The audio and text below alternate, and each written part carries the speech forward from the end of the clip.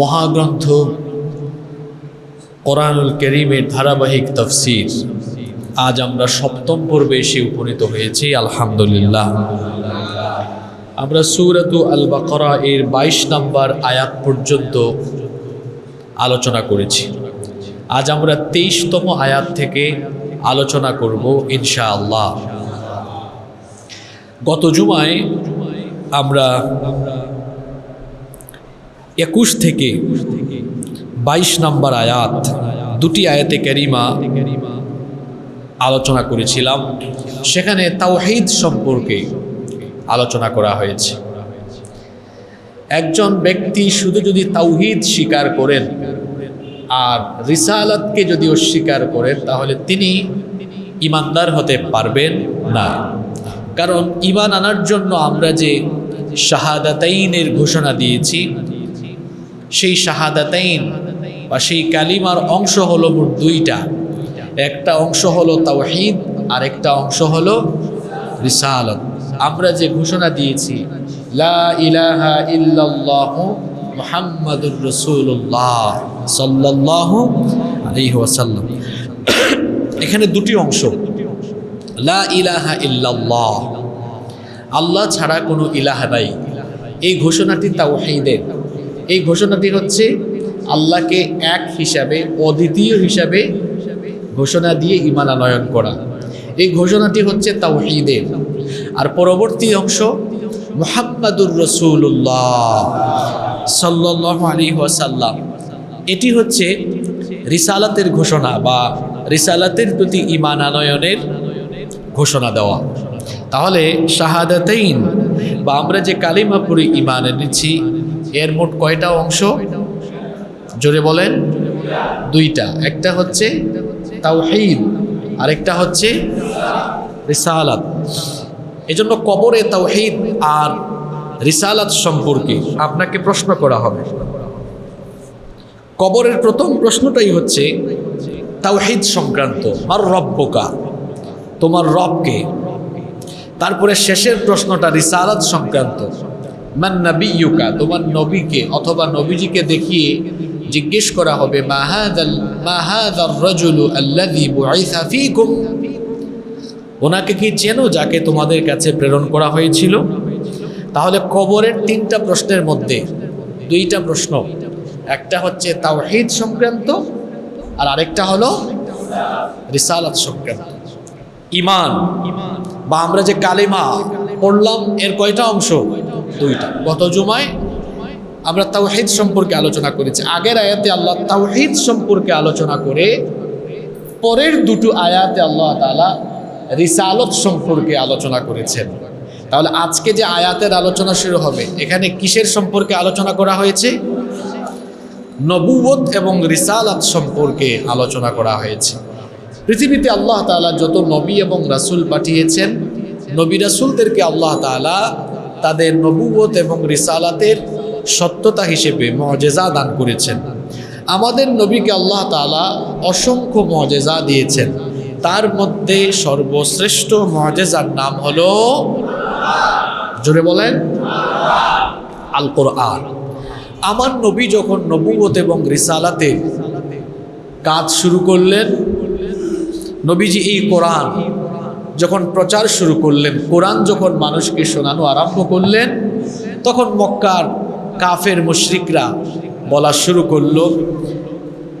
তারা বলল মুহাম্মদ, আমরা বলি সাল্লাল্লাহু আলাইহি ওয়াসাল্লাম, তিনি যা কিছু মানুষদেরকে শোনান, তিনি বলেন এটা নাকি কোরআন, এটা নাকি আল্লাহর বাণী। কাফেররা বিভিন্ন ধরনের কথা বলা বলে আরম্ভ করলো। কিছু কিছু কাফেররা বলল মুহাম্মদ যা বলে এগুলো তার বানানো কথা, নাউজুবিল্লাহ। কেউ কেউ বলল মুহাম্মদকে সে শয়তান শিখিয়ে দেয়, শয়তানের শিখিয়ে দেওয়া কথা সে মানুষের সামনে বলে, নাউজুবিল্লাহ। এই কোরআন এটি যে আল্লাহর বাণী, তারা এ ব্যাপারে সন্দেহ পোষণ করল। তারা মনে মনে ভাবল যে আমাদের বংশের, আমাদের এলাকারই একজন ব্যক্তি 40 বছর পর্যন্ত আমাদের সাথে বসবাস করলো, আর এখন হঠাৎ করে বলে তার কাছে নাকি ফেরেশতা আসে এবং আল্লাহর তরফ থেকে তার কাছে নাকি ওহী আসে। এই বিষয়টি তাদের কাছে বড় আশ্চর্যজনক মনে হলো। এই বিষয়টি তাদের কাছে অবিশ্বাস্য এবং সন্দেহজনক মনে হলো। সেজন্য কাফিরেরা এই কোরআনের ব্যাপারে আল্লাহর নবীকে সন্দেহ করল। নবীজির নবুয়ত এবং রিসালতের সবচেয়ে বড় মুজিজা এই কোরআন সম্পর্কে কাফির এবং মুশরিকরা যখন সন্দেহ পোষণ করল, তখন আল্লাহ তার নবীর নবুয়ত এবং রিসালতের সত্যতা হিসাবে এই কোরআন যে দিয়েছেন, সেই কোরআন দিয়ে কাফিরদেরকে আল্লাহ চ্যালেঞ্জ ছুড়ে দিলেন।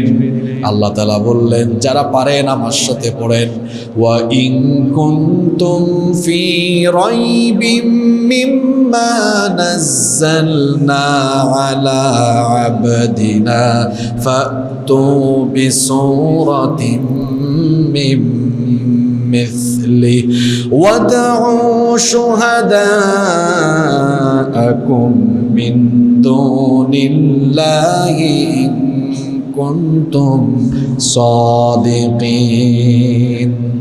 আল্লাহ তাআলা বললেন, وإن كنتم في ريب مما نزلنا على عبدنا, আর আমি আমার বান্দার প্রতি যা নাজিল করেছি সে ব্যাপারে যদি তোমাদের কোনো সন্দেহ হয়, যদি তোমরা সন্দেহ করো আমার বান্দার উপরে আমি যে কোরআন নাজিল করেছি, যদি তোমাদের কাছে সে বিষয়ে কোনো প্রকার সন্দেহ থাকে, এই কোরআনের ব্যাপারে যদি তোমরা ন্যূনতম সন্দেহ করো, তাহলে ফাতু বিসূরাতিম মিন মিসলি, এই কোরআনের মতো, কোরআনে যে সূরা আছে কোরআনের সূরার মতো একটা সূরা তোমরা রচনা করে নিয়ে আসো।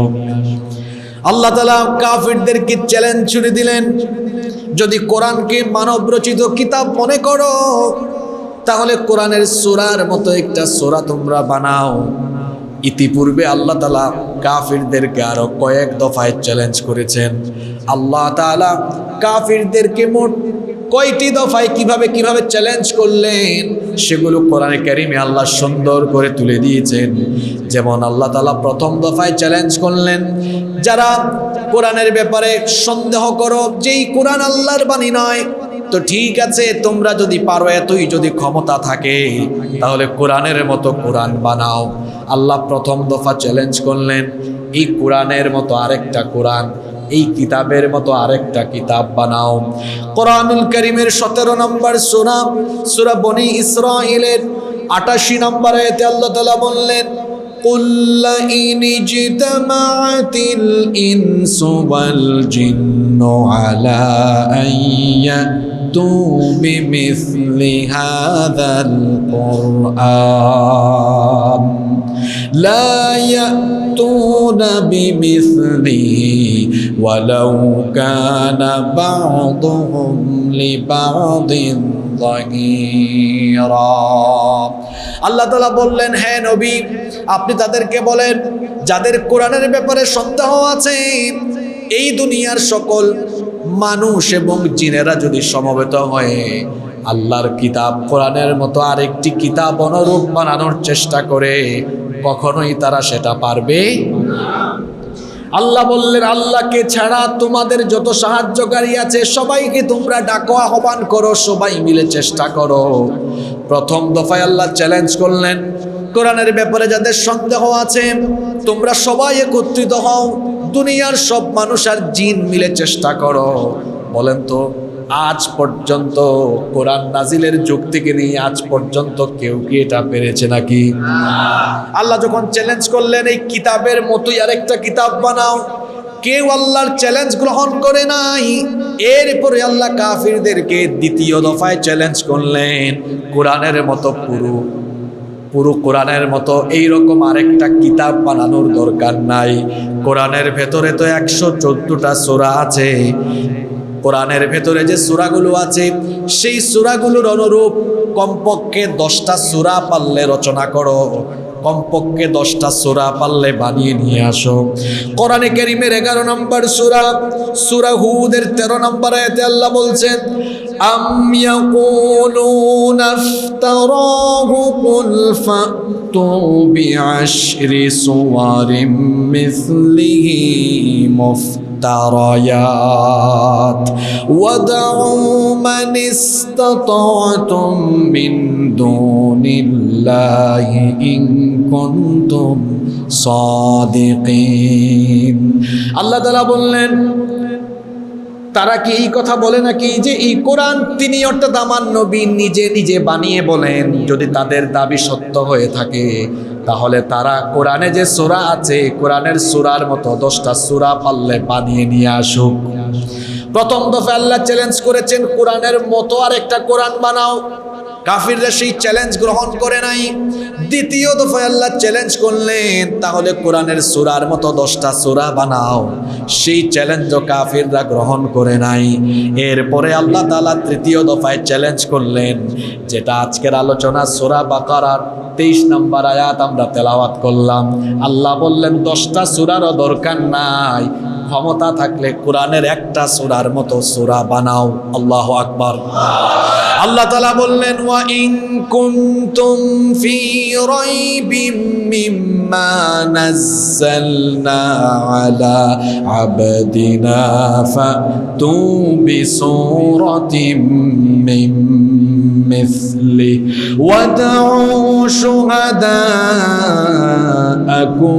মিন দুনিল্লাহি ইন কুনতুম সাদিকিন। আর আমি আমার বান্দার উপরে যা নাজিল করেছি সে ব্যাপারে তোমাদের যদি কোনো রূপ সন্দেহ থাকে তাহলে কোরআনের সূরার মতো একটা সূরা বানাও। আবার আল্লাহ তাআলা কোরআনে কারীমের 10 নম্বর সূরা সূরা ইউনূসের 38 নম্বর আয়াতে বললেন, আম ইয়াকুলুনা, আল্লাহ তাআলা কোরআনে কারীমের 52 নম্বর সূরা সূরা তুরের 33 নম্বর আয়াত থেকে বললেন, আম ইয়াকুলুনা তাকাওয়ালাহু বাল্লা ইউমিনুন ফালইয়াতু বিহাদিসিম মিসলিহি ইন কানু সাদিকিন। আল্লাহ বলছেন তারা বলে আমার নবী মুহাম্মদ বলি সাল্লাল্লাহু আলাইহি ওয়াসাল্লাম তিনি নাকি কোরআন বানিয়ে বানিয়ে বলেন। যদি কোরআন বানিয়ে বানিয়ে তিনি বলেন তাহলে তোমরাও তো চেষ্টা করে দেখতে পারো, যাও তো কোরআনের বাণীর অনুরূপ একটা বাণী বানাও। আল্লাহ প্রথমে বললেন কোরআনের মতো কোরআন বানাও, এরপরে বললেন 10টা সূরার মতো 10টা সূরা বানাও, এরপরে বললেন পারলে একটা সূরা বানাও, তারপরে বললেন কোরআনের বাণী যে আছে আয়াত আছে এই বাণীর মতো অনুরূপ কোনো বাণী বানাও। কেউ পেরেছে? জোরে বলেন পেরেছে? মক্কায় যখন কাফিররা কোরআন নিয়ে সন্দেহ করা আরম্ভ করলো, এর মধ্যে সূরা কাউসার নাজিল হয়ে গেল। সূরা কাউসার কি খুব বড় সূরা না ছোট সূরা? কয়টা আয়াত? কোরআনুল কারীমের সবচাইতে কনিষ্ঠ সূরা, সবচাইতে ছোট সূরা। এই সূরাটা নাজিল হলো ইন্না আতাইনাকাল কাউসার ফাসাল্লি লিরাব্বিকা ওয়ানহার ইন্না শানিআকা হুয়াল আবতার। কয়টা আয়াত? এটা কোরআনের সবচাইতে বড় নাকি সবচাইতে ছোট সূরা? কাফিররা যখন কোরআন নিয়ে সন্দেহ করছে তখন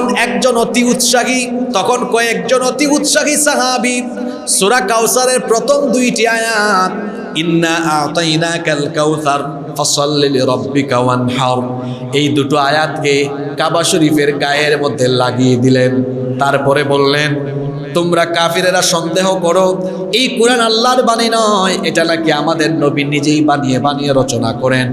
মানুষের দ্বারা যদি কোরআন রচনা করা সম্ভব হয় তো আমরা চ্যালেঞ্জ ছুড়লাম, আল্লাহ সূরা কাউসার নাজিল করেছেন, 2টা আয়াত আমরা এখানে লাগিয়ে দিলাম, পারলে 3 নম্বর আয়াত তোমরা বানিয়ে নিয়ে আসো। কাফিররা এবার এই চ্যালেঞ্জের মোকাবেলা করতে পারে না। কাফির নেতারা সেই সময়ের শ্রেষ্ঠ কবি আমিরুশ শুআরা সেই সময়ের সবচাইতে সেরা কবি লাবিদ বিন রাবিআর কাছে গেল। লাবিদ বিন রাবিআকে গিয়ে বলল, তুমি হচ্ছ আরব জাহানের সবচাইতে সেরা কবি, আমাদেরকে চ্যালেঞ্জ করা হয়েছে, 2টো আয়াত কাবা শরীফের গায়ে লাগানো হয়েছে, আমরা কেউ পারি আর না পারি, আমাদের বিশ্বাস তোমার মতো সেরা কবি, তোমার মতো মানসম্পন্ন কবি, চেষ্টা করলে তুমি পারবে। লাবিদ বিন রাবিয়া তখন কাফিরদের কথা শুনে তার সম্মান বাঁচানোর জন্য চেষ্টা করতে লাগলেন।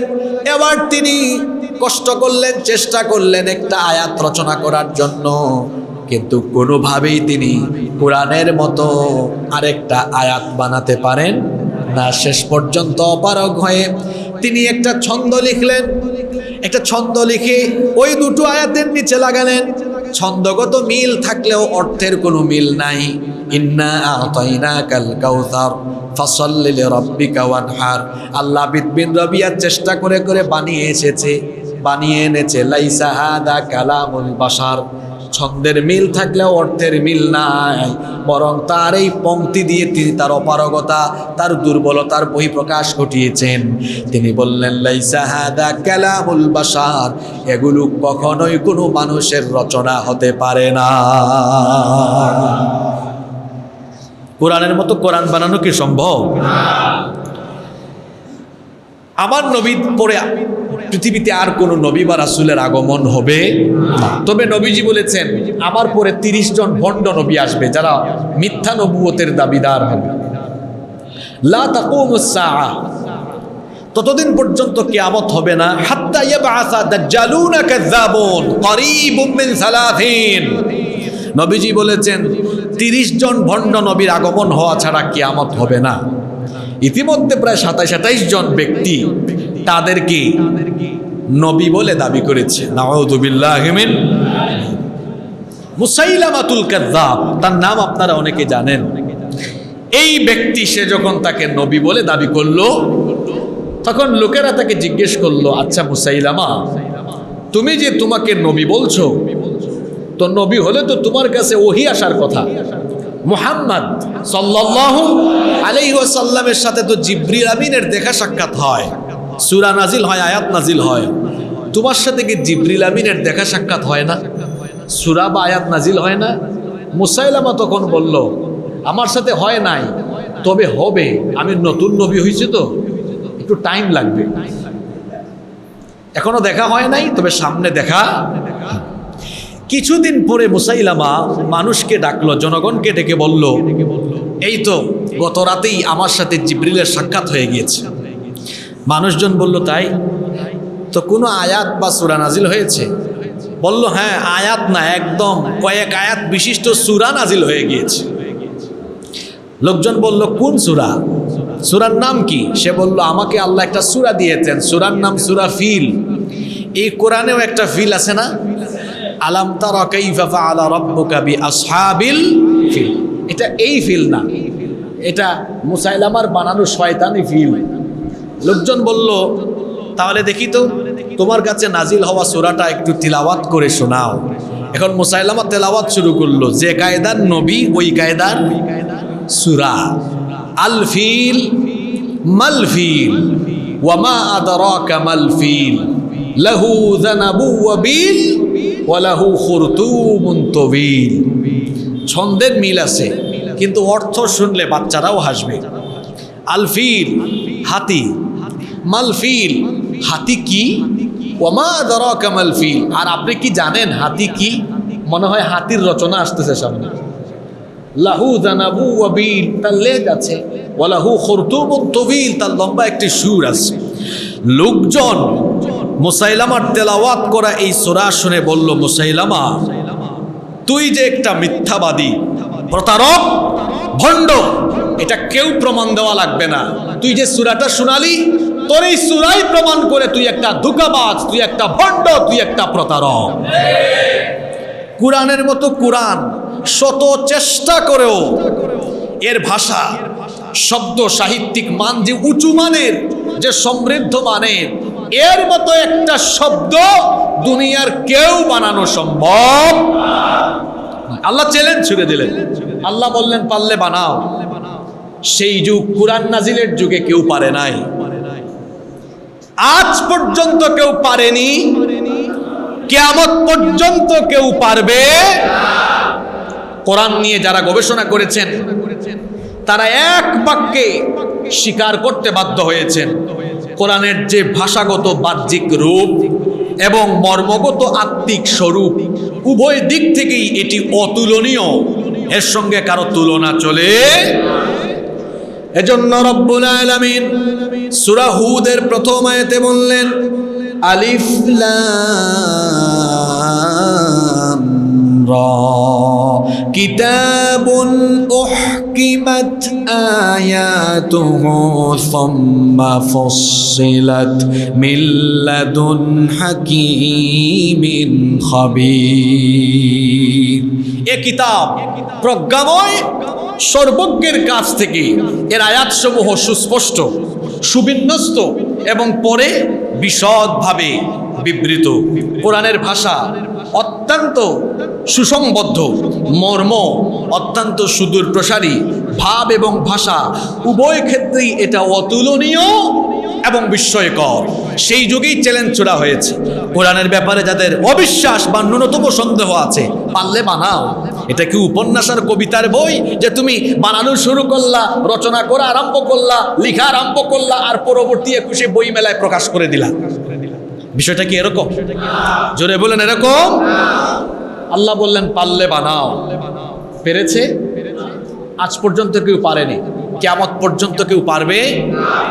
আল্লাহ জন্য বললেন فَإِن لَّمْ تَفْعَلُوا وَلَن تَفْعَلُوا فَاتَّقُوا النَّارَ الَّتِي وَقُودُهَا النَّاسُ وَالْحِجَارَةُ أُعِدَّتْ لِلْكَافِرِينَ। যদি তোমরা না পারো, ওয়ালান তাফআলু, কোনোদিনও পারবে না, কখনো পারবে না। আল্লাহু আকবার। ফাত্তাকুন নার, অতএব সে আগুনকে ভয় করো, জাহান্নামের সেই আগুনকে ভয় করো, আল্লাতী ওয়াকুদুহান নাস ওয়াল হিজারা, যার ইন্ধন হবে মানুষ এবং পাথর। উইদ্দাত লিল কাফিরিন, যা কাফিরদের জন্য প্রস্তুত করে রাখা হয়েছে। কোরআনের মতো কোরআন কেন বানানো সম্ভব না? আমি আমার ক্ষুদ্র গবেষণা থেকে 5টি পয়েন্ট আপনাদের সামনে তুলে ধরি। কেন কোরআনের মতো কোরআন বানানো সম্ভব না? নাম্বার 1, 1 নাম্বার, এটি দুনিয়ার একমাত্র কিতাব যে কিতাবের ছন্দ এবং অর্থগত এমন অসাধারণ মিল এই কিতাবের ভেতরে আছে। এই রকম ছন্দ আর অর্থের মিল দিয়ে রব ব্যতীত, আল্লাহ ব্যতীত কেউ আর এমন সুন্দর কিতাব রচনা করতে পারবে না। আপনি কোরআন খুলেন, যেখানেই যাবেন ছন্দমিরাস, এত সুন্দর ছন্দমিল। কোন সূরা বলেন? কোন সূরায় যাব আমি? শেষের দিকে যান, কুল আউযু বিরাব্বিন মালিকিন ইলাহিন, আয়াতের শেষে সিন আছে না? সব ছন্দমিল। আগের সূরায় আসেন, কুল আউযু বিরাব্বিল মিন শাররি মা ওয়া মিন শাররি গাসিকিন ইযা, দেখছেন? এর আগের সূরায় আসেন, কুল হুয়াল্লাহু আল্লাহুস লাম ইয়ালিদ ওয়া লাম ইয়াকুল লাহু কুফুয়ান, ছন্দমিল আছে না? আর রহমান আল্লামাল কুরআন খালাকাল ইনসান আল্লামাহুল বায়ান। কোথায় যেখানেই যাবেন ছন্দমিল আছে। ইদাস সামাউন ফাতারাত ওয়া ইদাল কাওয়াকিবু ইনতাসারাত ওয়া ইদাল বিহারু ফুজ্জিরাত ওয়া ইদাল কুবুরু বু'থিরাত। সুবহানাল্লাহ। কোরআনের মতো কোরআন বানানো কেন সম্ভব না? প্রথম কারণ, গোটা কোরআনকে আল্লাহ ছন্দ এবং অর্থের অসাধারণ এক মিল দিয়ে নাজিল করেছেন, যেটা আল্লাহ ব্যতীত কোনো সৃষ্টির দ্বারা জীবনেও সম্ভব নয়। নাম্বার 2, এই কিতাবের মতো কিতাব কেন বানাতে পারবেন না? এই কিতাবের ভেতরে আছে গাইবের খবর, গাইব অদৃশ্যের খবর। কোরআনের মতো কোরআন মানুষ রচনা করতে হলে তো সেই কিতাবে গাইবের খবর দিতে হবে। তো গাইবের খবর কি আল্লাহ ছাড়া কেউ জানে? বলেন, অদৃশ্যের কোনো খবর আপনারা জানেন? গাইবের খবর একমাত্র জানেন কে? এজন্য আল্লাহ বলেছেন, وعنده مفاتح الغيب لا يعلمها إلا هو ويعلم ما في البر والبحر وما تسقط من ورقة إلا يعلمها আর অদৃশ্যের চাবিকাঠি একমাত্র তার হাতের মুঠায়, তিনি ছাড়া কেউ সেটা জানে। এমনকি স্থলে জলে যা কিছু হয় সব তিনি জানেন। দুনিয়ার কোনো দেশের কোনো প্রান্ত থেকে কোনো গাছের পাতা যখন ছিঁড়ে যায়, কোন দেশের কোন প্রান্তের কোন গাছের কোন পাতা ছিঁড়ে, তার খবরও আমার আল্লাহর কাছে রয়েছে। সুবহানাল্লাহ। কোরআনের মতো কোরআন মানুষ বানাতে হলে সেই কিতাবের ভেতরে গাইবের খবর দেওয়া লাগবে। তো গাইবের খবর আল্লাহ ছাড়া কেউ দিতে পারবে না। এজন্য কোরআনের মতো কোরআন জীবনে কোনোদিন বানানো সম্ভবও হবে না। পৃথিবীতে এমন বহু নাস্তিক আছে যারা আল্লাহ বিশ্বাস করে না, কিন্তু তাকেও যদি বলেন যে তোর মতো নাস্তিক, তুই যে আল্লাহকে বিশ্বাস করিস না, এত জ্ঞান তোর, জ্ঞান পাপি, দেখি তো কোরআনের মতো কোরআন বানায় নিয়ে আয়, তার বাপ দাদা 14 গোষ্ঠী মিলে পারবে? কথা বলেন, পারবে? এরা জাতের মাতাল, তালে জাতে মাতাল, তালে জন্য কোনো না, আপনি এই কথা বলতে শুনবেন না যে কোরআন আল্লাহর বাণী নয়। কারণ তারা জানে এটা বললেই তারা ধরা খাবে। কি ধরা খাবে? কোরআনে তো বলাই আছে, যে ব্যক্তি বলবে, যে মানুষ বলবে এটা আল্লাহর বাণী নয়, কোরআন তাকে চ্যালেঞ্জ দিয়েছে, তাহলে তুই বানায়া নিয়া। পারবে? বলেন পারবে? এটা কি পত্রপত্রিকায় আর্টিকেল লেখার মতো বিষয় নাকি? এটা কি থিসিসের মতো নাকি যে আপনি বসবেন আর বানিয়ে ফেলবেন? কোরআনের মতো কোরআন বানানো সম্ভব না। 1 নাম্বার বলেছি, এর মধ্যে যে ছন্দ আর অর্থের অসাধারণ অতুলনীয় মিল আছে, এরকম ছন্দ আর অর্থের অতুলনীয় মিল কেউ দিতে পারবে? 2, এখানে আছে গাইবের খবর। 3, এই কোরআনে আছে অতীত এবং ভবিষ্যতের খবর। অতীতের খবর আছে না? আজ থেকে 3000 4000 বছর আগের কাহিনী, 5000 বছর আগের কাহিনী, এমনকি আরো হাজার হাজার বছর আগের কাহিনী, যখন আল্লাহ সব বানিয়েছেন সেই কাহিনীও কোরআনের ভিতরে আছে। সুবহানাল্লাহ পড়তে ইচ্ছে করে না?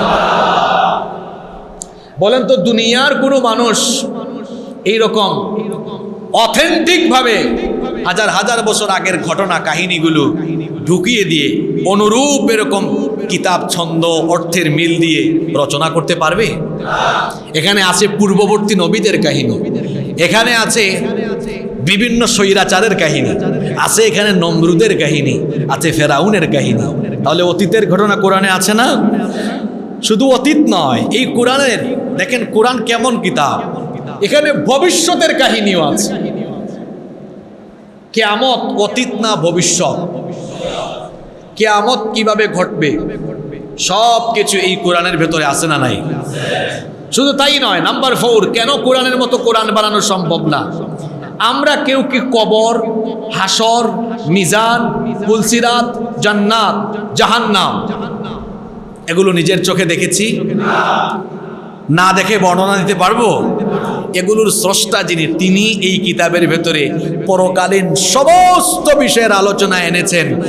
যেহেতু এই কিতাবে পরকালীন বিষয়ের আলোচনাও আছে, আর আল্লাহ ব্যতীত কেউ পরকালীন বিষয় সম্পর্কে অথেন্টিক ভাবে কিছুই বলতে পারবে না।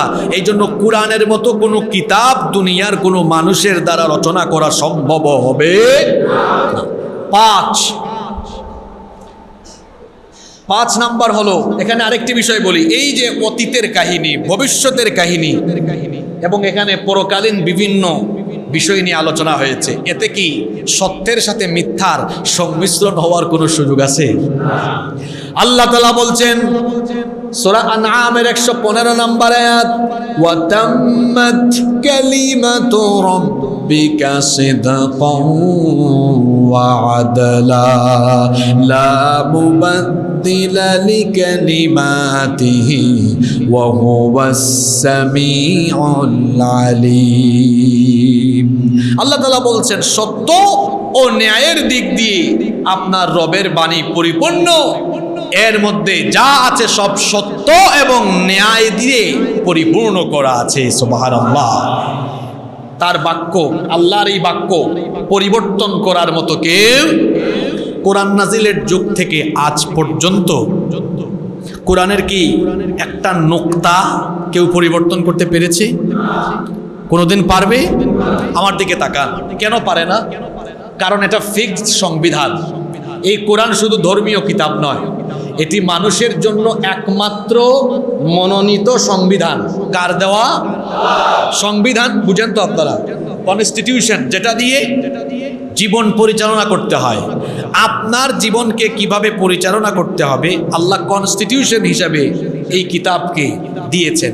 যেহেতু আল্লাহ তাআলা মানুষের জীবন পরিচালনার জন্য এই কিতাব দিয়েছেন, এজন্য আল্লাহ তাআলা এখানে যদি সত্যের সাথে অথেন্টিক কোনো বিষয়ের সাথে সন্দেহপূর্ণ বিষয় ঢুকিয়ে দিতেন, তাহলে মানুষের জীবনকে সঠিকভাবে গাইড করা, জান্নাতের পথে পরিচালিত করা এটা অসম্ভব হয়ে যেত। এজন্য আল্লাহ তাআলা এই কিতাবকে এত সুন্দর করে অথেন্টিক করে দিলেন, যাতে করে মানুষ তার জীবনকে সুন্দরভাবে জান্নাত উপযোগী করে পরিচালনা করতে পারে। এই কোরআন নাজিল হওয়ার যুগ থেকে আজ পর্যন্ত পরিবর্তন হয়নি, কিয়ামত পর্যন্ত হওয়ার কোনো সুযোগ সম্ভাবনা।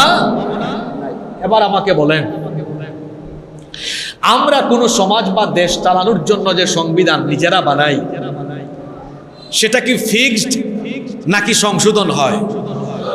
দেখেন না, ইউনূস সাহেবের সরকার এসে বলতেছে সংবিধানের সংস্কার করা দরকার।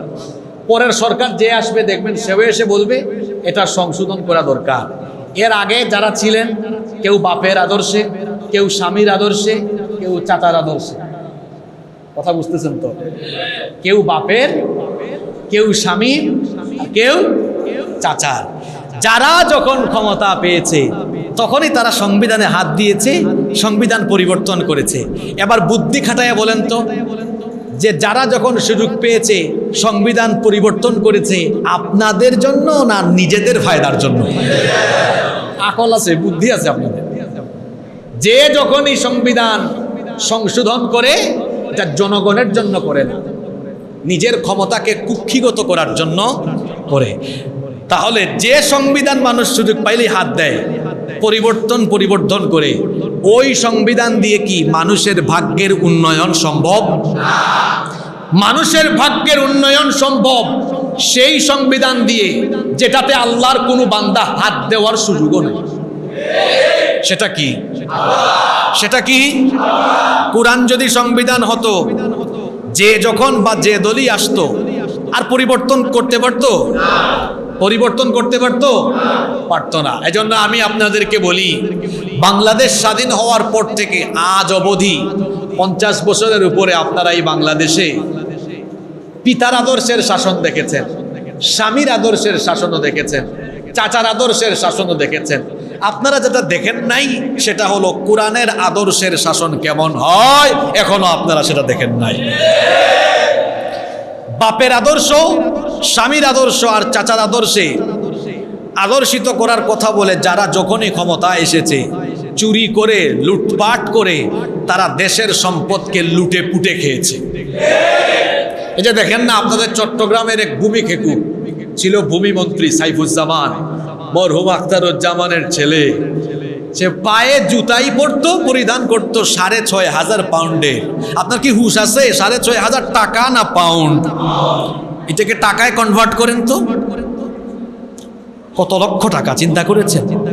হ্যাঁ, 6.5-7 লক্ষ টাকা হবে আর কি। চিন্তা করেছেন?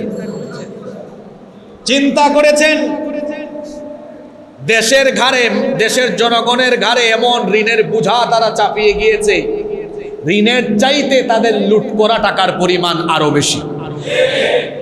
এত পিতার আদর্শের শাসন দেখলেন, এর আগে আপনারা স্বামীর আদর্শের শাসন দেখেছেন, বুঝতেছেন তো? তার আগে চাচা, এক পোল্ট্রি বাদ চাচা ছিলেন, সকালে এক পোল্ট্রি, বিকালে আরেক পোল্ট্রি। চাচার আদর্শের শাসনও দেখলেন, স্বামীর আদর্শের শাসনও দেখলেন, পিতার আদর্শের শাসনও দেখলেন। স্বামী, পিতা, চাচা যারাই সুযোগ পেয়েছে সবাই চুরি কম হোক বেশি হোক করেছে। তাহলে বোঝা গেল চুরি মুক্ত দুর্নীতি মুক্ত শাসন স্বাধীনতার পরে আজ পর্যন্ত কেউ উপহার দিতে পারে। বাংলাদেশের মানুষ যদি চুরি মুক্ত, লুটপাট মুক্ত, দুর্নীতি মুক্ত শাসন দেখতে চায়, তাহলে কোরআনের শাসন আর কোরআনওয়ালা লোকদের হাতে শাসন ক্ষমতা সুপর্দ করে দিতে হবে। যেন বহু দেখেছেন আপনারা, এবার একটু বুঝে শুনে সিদ্ধান্ত নেন। সামনে আর আমরা সিদ্ধান্ত নিতে ভুল করব না। আলেম উলামা আর ইসলাম পন্থীদের হাতে আমরা বাংলাদেশের দায়িত্ব তুলে দিব ইনশাআল্লাহ। তাহলে এই বাংলাদেশ পরিবর্তন হবে, এই বাংলাদেশের মানুষের ভাগ্যের পরিবর্তন হবে ইনশাআল্লাহ। কারণ এই কোরআন তো এমন, লা মুবাদ্দিলা লিকালিমাতিহি, আল্লাহ বলছেন এর কোনো পরিবর্তন কেউ করতে পারবে। তাহলে আজ সলিমুদ্দিন আছেন, কালকে কলিমুদ্দিন, ব্যক্তি পরিবর্তন হবে, আইনের কোনো পরিবর্তন হবে। সলিমুদ্দিনের সময় চুরির যে শাস্তি, কলিমুদ্দিনের সময়ও চুরির সেই। কারণ ব্যক্তি পরিবর্তন হতেই পারে, কিন্তু কোরআনের আইনের কোনো পরিবর্তন হতে পারে। এজন্য আমি বলি, আর ডানে বামে গিয়ে লাভ নাই। বহু দেখেছেন চোরের ঘরের চোররা, যারাই যখন সুযোগ পেয়েছে, আমি মাঝে মাঝে খুব তিতা কথা, খুব কঠিন কথা বলি, শুনতে একটু খারাপ লাগে। চোরের ঘরের চোররা যারা যখন সুযোগ পেয়েছে, চুরি করতে করতে দেশের সম্পদ বিদেশে দিয়ে সম্পদের পাহাড় তারা করেছে। আমি আপনাদেরকে উদাহরণ দেই, আলেম উলামা এবং ইসলামপন্থী লোকেরা, তাদের কাছে দেশটা কত নিরাপদ একটা উদাহরণ দেই। আপনারা জানেন বিভিন্ন ইসলামী দলের ইসলামপন্থী অনেক লোক এবং অনেক আলেম ওলামারা বাংলাদেশের ইউনিয়ন পরিষদ থেকে নির্বাচন করে মেম্বার, চেয়ারম্যান, উপজেলা পরিষদ থেকে নির্বাচন করে উপজেলা চেয়ারম্যান, ভাইস চেয়ারম্যান, পৌরসভা এবং সিটি কর্পোরেশন থেকে নির্বাচন করে মেয়র এবং কাউন্সিলর হয়েছেন। এমনকি পার্লামেন্ট ইলেকশন করে পার্লামেন্ট মেম্বার, এমনকি মিনিস্ট্রিতেও আলেম ওলামারা দায়িত্ব পালনের ইতিহাস অতীতে বলেন আছে না নাই? আলেম উলামা এবং ইসলামী দলের নেতা কর্মীরা যখনই রাষ্ট্রের তৃণমূল থেকে ঊর্ধ্বতন একেবারে মেম্বার থেকে নিয়ে মিনিস্ট্রি পর্যন্ত যারা যখন দায়িত্ব পালন করেছেন, যে কোনো দলের আলেম উলামা বা ইসলামপন্থী কেউ কি 1 টাকা দুর্নীতি করেছেন বলে বাংলাদেশের আদালত প্রমাণ দিতে পেরেছে? 111-এর সময় ফখরুদ্দিন মঈনুদ্দিনের সরকার তারা খাইয়া আওয়ামী লীগ বিএনপির নেতারা যখন কোর্ট থেকে পালিয়ে গিয়েছে, তখনও মিনিস্ট্রিতে পার্লামেন্টে দায়িত্ব পালন করা আলেম উলামাদেরকে 1 টাকার দুর্নীতি তারা বের করতে পারে না। কি বুঝলেন? আলেম উলামা আর ইসলামপন্থী দলের নেতা কর্মীরা কখনোই তারা দেশের সম্পদ চুরি করে না। আখিরাতের জবাবদিহি আল্লাহর ভয়ের অনুভূতি অন্তরে রেখে তারা জনগণের দেওয়া অর্পিত দায়িত্ব পালন করে। শুধু ঠিক ঠিক বললে হবে না, সিদ্ধান্ত নেওয়ার বেলায় ঠিক থাকতে হবে। আগামী দিনে আমরা বাংলাদেশে স্বামীর শাসন, পিতার শাসন, চাচার শাসন নয়, আমরা আগামীর বাংলাদেশে কোরআনের শাসন, আলেম উলামার শাসন দেখতে চাই। আল্লাহ কবুল করে নেন। বলছিলাম কোরআনের মতো কোরআন বানানো কারো দ্বারা সম্ভব। 5টি কারণ বলছিলাম। 1, এর ছন্দ, অর্থ, ভাষা আর সাহিত্যের মান এত উঁচুতে, এই রকম করে অনুরূপ করে আরেকটি কিতাব রচনা দুনিয়ার মানুষ দ্বারা সম্ভব। 2, এখানে আছে ইলমে গাইবের খবর। আরে ইলমে গাইবের খবর, ইলমে গাইবের কথা আছে না? ফেরেশতা, আখিরাত, এগুলো কি আপনারা দেখেন? এগুলো গাইব কিনা? গাইবের কথা আছে। তারপরে এই কোরআনে অতীত ভবিষ্যতের ঘটনা আছে। 3, 4, এখানে কবর, হাসর, মিজান, ফুলসিরাত, জান্নাত, জাহান্নামের কথা আছে। 5, সুবহানাল্লাহ, কোরআনের বিষয় বৈচিত্র্য বড় আশ্চর্যজনক।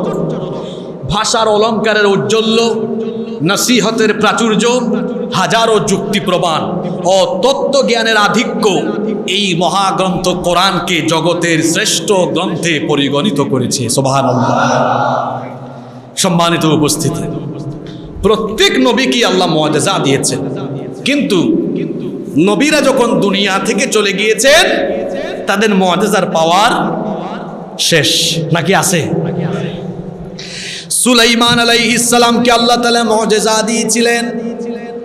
তাকে আল্লাহ এমন একটি সিংহাসন দান করেছিলেন, তিনি তার সিংহাসনে যখন সকালবেলা আরোহণ করতেন, ইঞ্জিন ছাড়া বিনা ইঞ্জিনে বাতাসের মাধ্যমে 1 মাসের পথ তিনি চলে যেতেন।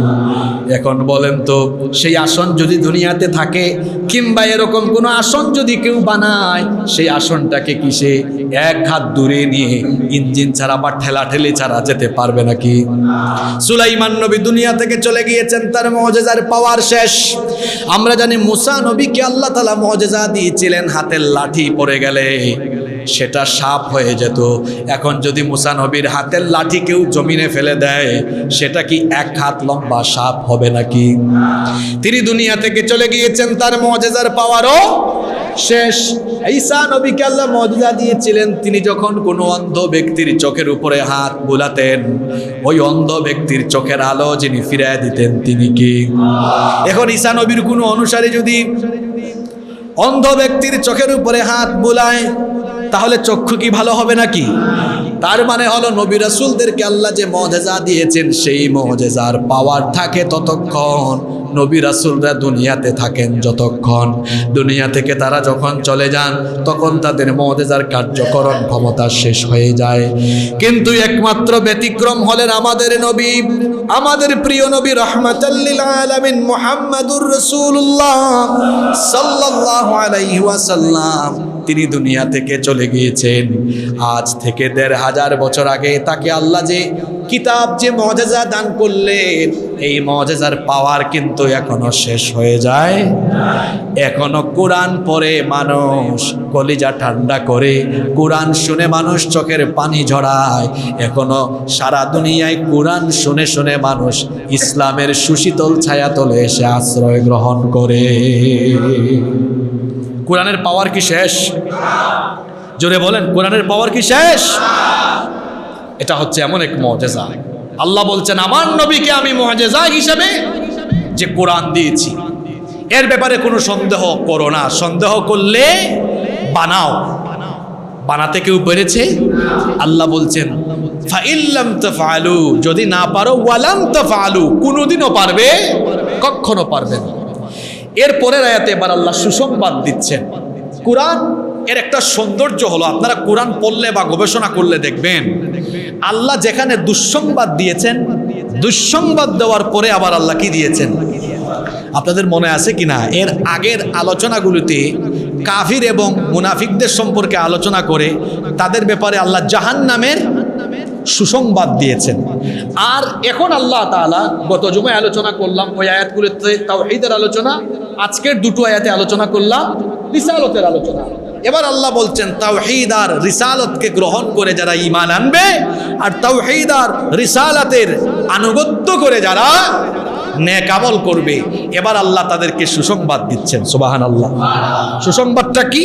পরবর্তী আয়াত 25 নম্বর আয়াতে আল্লাহ বলছেন, সুসংবাদ হলো এই, ওয়াবাশশিরিল্লাযীনা আমানু ওয়া আমিলুস সালিহাতি আন্না লাহুম জান্নাতিন তাজরি মিন তাহতিহাল আনহার। আল্লাহ তাআলা বলছেন, তাওহীদ এবং রিসালাত, তাওহীদ এবং রিসালাতকে গ্রহণ করে যারা সত্যিকারের ঈমানদার হয়েছে, ঈমান এনে যারা তাওহীদ এবং রিসালাত অনুযায়ী আনুগত্য করে যারা নেক কাজ করেছে, ও নবী, তাদেরকে আপনি এমন জান্নাতের সুসংবাদ দেন যেই জান্নাতের তলদেশ দিয়ে ঝর্ণাধারা বহমান হয়েছে। সেই জান্নাতে এমন নেয়ামত আছে। এবার আল্লাহ নেয়ামতের কথা বলছেন, কুল্লামা রুজিকু মিনহা মিন সামারাতির রিজকান ক্বালু হাযাল্লাযী রুজিকনা মিন ক্বাবলু ওয়া উতু বিহি মুতাশাবিহা। সেই জান্নাতে যখনই তাদেরকে রিজিক হিসাবে কোনো ফলফলাদি দেওয়া হবে, জান্নাতে অনেক রিজিক, অনেক রিজিক, কল্পনাতীত রিজিক, জান্নাতে এত নেয়ামত আছে, আল্লাহ বলেছেন ফালা তা'লামু নাফসুম মা উখফিয়া ফালা তা'লামু নাফসুম মিন কুররাতি আইনিন। আল্লাহ বলছেন যে জানে না মানুষ তার কর্মের প্রতিফল হিসাবে আমি তার জন্য কেমন কুররাতে আয়ুন, আল্লাহ বলেছেন যে চক্ষু জুড়ানো জান্নাত রেখেছি, এটা মানুষ কল্পনাও করতে পারে না। সুবহানাল্লাহ। আল্লাহ বলছেন যখনই জান্নাতীদেরকে জান্নাতের ফলমূল দেওয়া হবে, রিজিক দেওয়া হবে, জান্নাতে দুনিয়ার মতোই অনেক ফলমূল থাকবে, এগুলো দেখে জান্নাতীরা বলবে যেগুলো দুনিয়ায় খেয়েছে ওগুলোও থাকবে, আবার দুনিয়ায় দেখে নাই খায় নাই এরকমেরও কিছু ফলমূল জান্নাতে থাকবে। এখন জান্নাতীরা যখন জান্নাতে দুনিয়ার সাথে সাদৃশ্যপূর্ণ ফলমূল দেখবে তখন তারা বলবে হাদাল্লাযী রুজিকনা মিন ক্বাবল, এইসব রিজিক তো আমাদেরকে অতিপূর্বে অতীতে দুনিয়ায় দেওয়া হয়েছে, ওয়া উতুবিহি মুতাশাবিহা, এগুলো আগে দেওয়া হয়েছে, এখন জান্নাতে আবার কেন দেওয়া হচ্ছে? আল্লাহ তখন বলবেন হে জান্নাতীরা, দুনিয়ায় যেগুলো খেয়েছো দুনিয়ার সেই ফলমূল আর জান্নাতের ফলমূলের স্বাদ একরকম নয়। দুনিয়ার প্রত্যেকটি ফলের ভেতরে আল্লাহ তাআলা এক ধরনের স্বাদ দিয়েছেন, আর জাহান্নামের আর জান্নাতের প্রত্যেকটা ফলের ভেতরে আল্লাহ তাআলা 70 রকমের স্বাদ দিয়ে দিয়েছে। কত রকমের? আল্লাহ বলবে এত লাফাইস না, যেটা খাইছ ওটাতে একটা স্বাদ ছিল, তাও একটাও এখন যে যুগ এক স্বাদও পাওয়া যায় না, ফরমালিন আর।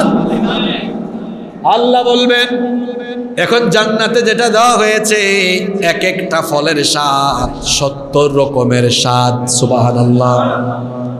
এরপরে আল্লাহ বলছেন তাওহীদ এবং রিসালাত গ্রহণ করে যারা আনুগত্যের পথে জীবন পরিচালনা করেছে তাদের জন্য জান্নাতে আরো কি কি নিয়ামত আছে, নবী সুসংবাদ দেন তাদের জন্য আরো রয়েছে ওয়ালাহুম ফিহা আজওয়াজুম মুতাহহারা, সেখানে তাদের জন্য রয়েছে পবিত্র স্ত্রী।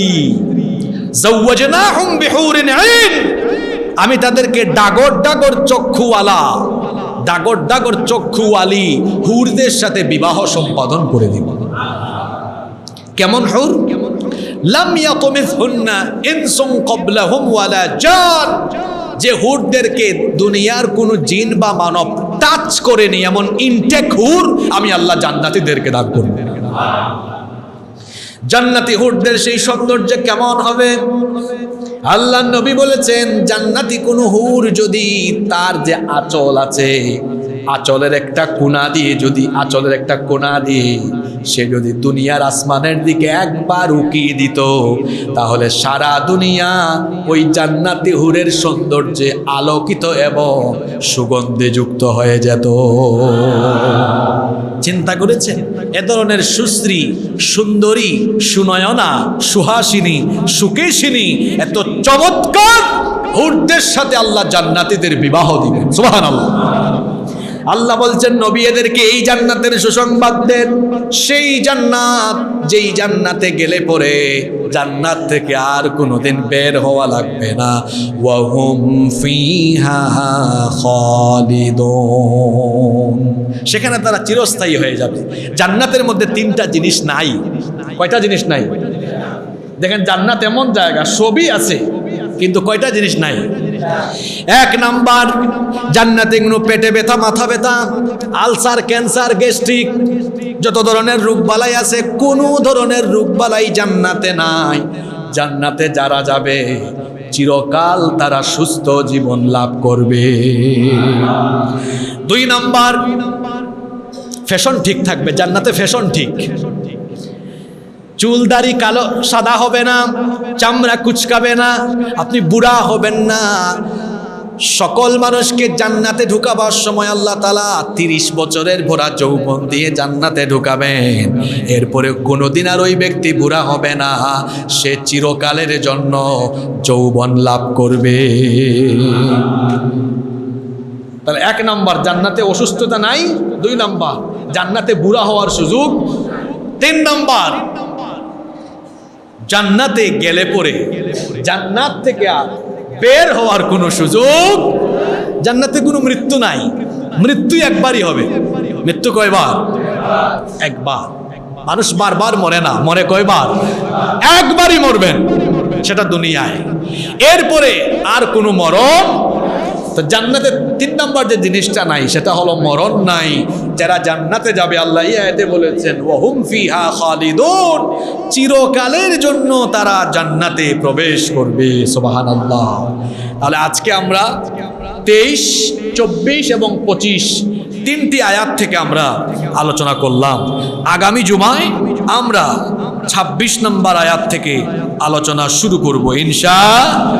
আজকে যে কথাগুলো বললাম, আল্লাহ আমাদেরকে, রবিউল আউয়াল মাস চলছে, আমরা যেন আমাদের নবীকে অনুসরণ অনুকরণ করে নবীর আদর্শে আদর্শিত হয়ে আমরা যেন প্রত্যেকেই এক একজন রিসালাতের ঝান্ডাবাহী সৈনিক হতে পারি। আল্লাহ আমাদেরকে কবুল করে দেন।